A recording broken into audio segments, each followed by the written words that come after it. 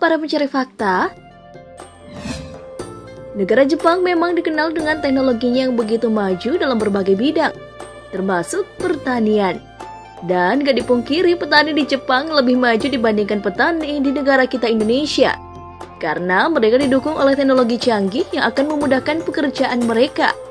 Selain itu, teknologi ini juga lebih memaksimalkan hasil pertanian mereka dibandingkan dengan cara konvensional.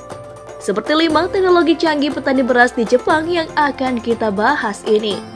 Namun sebelum lanjut, jangan lupa klik subscribe dulu ya dan aktifkan lonceng notifikasi agar kalian tak ketinggalan informasi menarik dari Fakta Populer.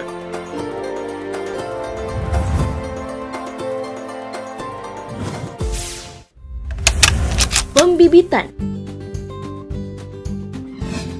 Hanya benih yang berkualitas unggul dan bermutu tinggi yang layak untuk dibudidayakan. Namun, terlepas dari hal kualitas benih, cara penanaman benih pun akan mempengaruhi hasilnya nih guys.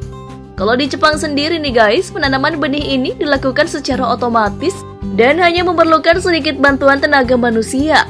Caranya nih, pertama-tama tanah akan dimasukkan ke dalam wadah khusus persegi panjang.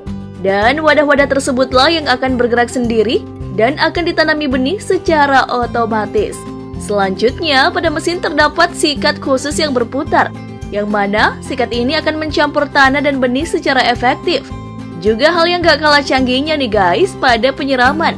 Biji-biji ini selanjutnya akan melewati penyiraman secara otomatis. Canggih banget kan?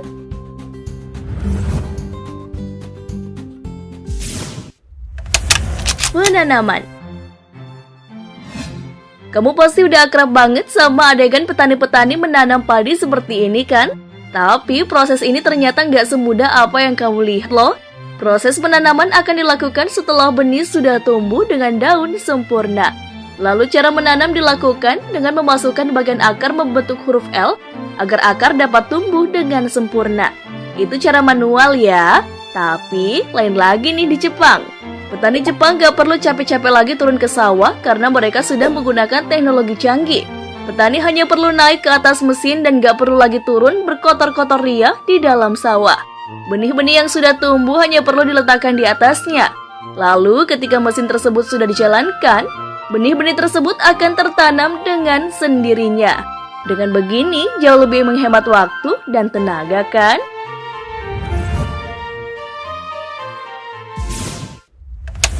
Penambahan pupuk.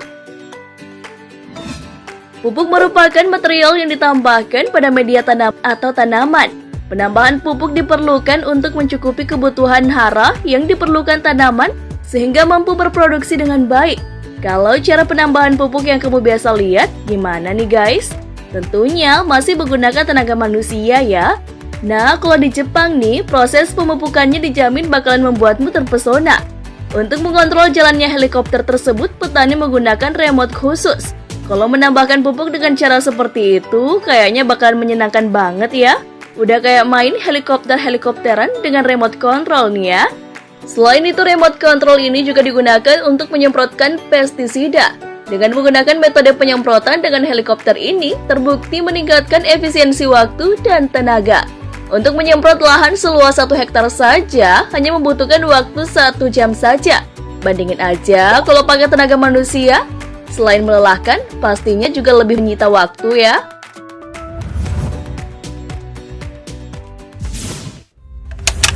Membersihkan gulma. Gulma atau yang seringkali disebut sebagai rumput liar ini mengganggu pertumbuhan padi yang ditanam. Oleh karena itu, pembersihan gulma sangat penting untuk dilakukan oleh para petani. Cara menyiangkan tanaman dari gulma ini pun bermacam-macam. Bisa menggunakan cangkul kecil untuk gulma yang cukup besar, atau menggunakan tangan jika gulma-gulmanya cukup kecil. Tapi hal ini tentu memakan waktu dan tenaga yang cukup banyak ya guys. Lain ceritanya di Jepang. Untuk pembersihan gulma di sawah, mereka menggunakan mesin khusus pencabut gulma secara otomatis. Layaknya helikopter penyemprot pupuk tadi dan pestisida, mesin yang menyerupai kapal bot mini ini dikendalikan dengan remote control. Meskipun gak menggunakan tenaga manusia, mesin ini hanya akan mencabut rumput liar di sekitar tanaman padi, tanpa mengganggu tanaman padi sebenarnya. Kalau membersihkan gulmanya seperti ini mah gak bakalan capek ya? Iya nggak?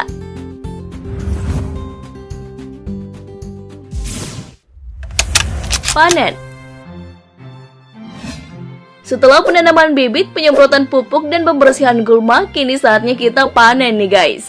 Seperti kata pepatah, barang siapa yang menanam, maka dia pula yang akan menuai. Ciile. Nah, untuk proses pemanennya pun gak kalah canggihnya nih guys dengan proses-proses sebelumnya. Para petani Jepang menggunakan alat semacam traktor dalam memanen.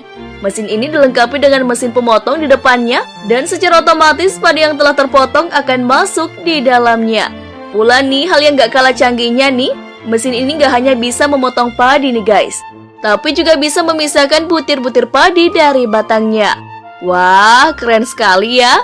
Itu dia 5 teknologi canggih petani yang ada di Jepang. Menurut kamu, teknologi mana nih yang paling bagus ditiru petani di Indonesia? Komen di bawah ya.